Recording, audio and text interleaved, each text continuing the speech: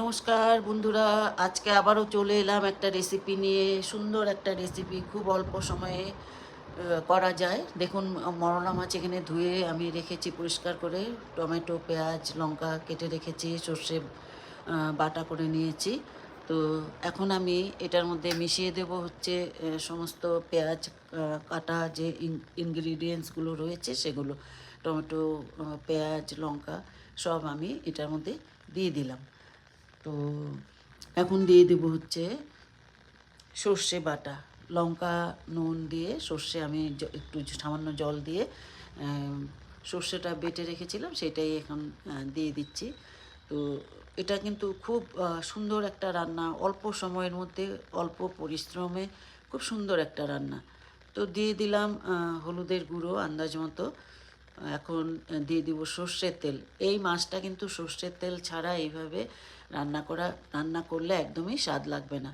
তো দিয়ে আমি একটু এগুলো দিয়ে আমি একটু মেখে নিচ্ছি, সুন্দর করে মিশিয়ে নিলাম। এখন দিয়ে দিব নুন। নুন দিয়ে আর একটু সুন্দর করে মিশিয়ে দেব। এই যে নুন দিয়ে দিলাম, দিয়ে সুন্দর করে মেখে নিচ্ছি। মেখে টেকে 5 মিনিটের মতো রেখে দিলে হবে। আমি 5 মিনিট রেখে দিয়েছিলাম। তারপরে কড়াই বসিয়ে দিয়েছি। 5 মিনিট পরে কড়াইটা গরম হয়ে যাওয়ার পরে সুন্দর করে সর্ষের তেল দিয়ে দিলাম। দিয়ে তেলটা কড়াইয়ের চারিদিকে লাগিয়ে দিচ্ছি যেন মাছগুলো লেগে না যায়। তারপরে মেখে রাখা মাছগুলো দিয়ে দিলাম কড়াইতে। দিয়ে এটাকেও একটু সামান্য হালকা হাতে একটু নাড়াচাড়া করে ছড়িয়ে দিলাম, জলটা যেন তাড়াতাড়ি টেনে যায়।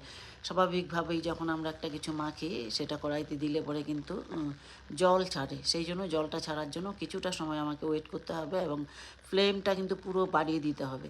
তো এইভাবে বাড়িয়ে কমিয়ে কিন্তু আমাদের মাছগুলোকে, যে এখানে যে মাছগুলো রান্না করছি, মাছগুলোকে সুন্দর করে ভাজা করে নিতে হবে। ভাজা ভাজা, এই দেখুন ভাজা ভাজা করে নিয়েছি। খুব বেশি কড়া ভাজা না, হালকা হালকা ভাজা হয়ে গেলে পরে আমি হয়ে গেছে। তারপরে আমি গামলাটা ধুয়ে জল দিয়ে দিলাম। তো দেখবো এখন জল এইটুক জলে হবে কি না। না, আরেকটু জল লাগবে, এইটুক জলে হবে না। তো আমি আরেকটু জল এখানে দিয়ে দিলাম, কেননা একটু তো সেদ্ধ হতে হবে।